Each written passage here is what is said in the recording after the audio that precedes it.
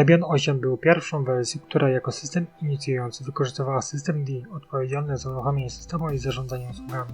Jednakże niektórzy użytkownicy wolą alternatywny system init z różnych powodów, takie jak prostota, wydajność lub niechęć do projektu system D. Dlatego powstał Devuan. Dzięki wysiłkom Devuana Debian zyskał większą swobodę także w swoim systemie inicjalizacji, umożliwiając użytkownikom wybór alternatyw dla system D, promując większą elastyczność i swobodę wyboru użytkownika zarządzania systemem. W chwili pisania tego materiału Debian miał w swoich repozytoriach sysv init, OpenRC, Runit, S6, Finit.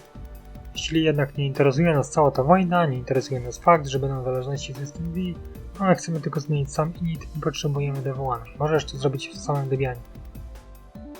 Najlepszym momentem na dokonanie tej zmiany jest moment po etapie wybierz i zainstaluj oprogramowanie.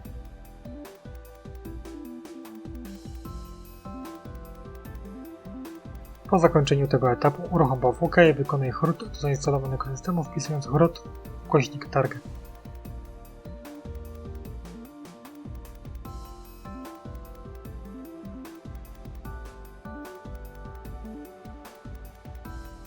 GNOME Core jest konieczny dla użytkowników GNOME, w przeciwnym wypadku pomiń.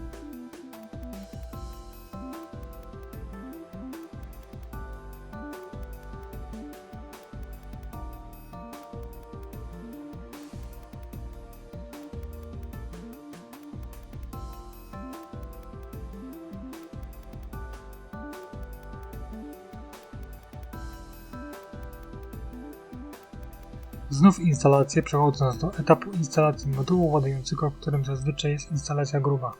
Możesz teraz normalnie zakończyć proces instalacji.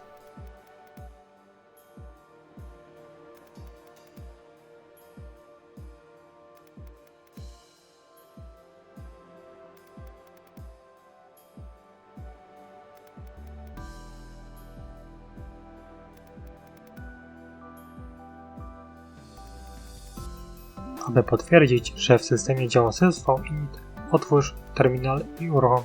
To polecenie powinno wypisać init zamiast system D.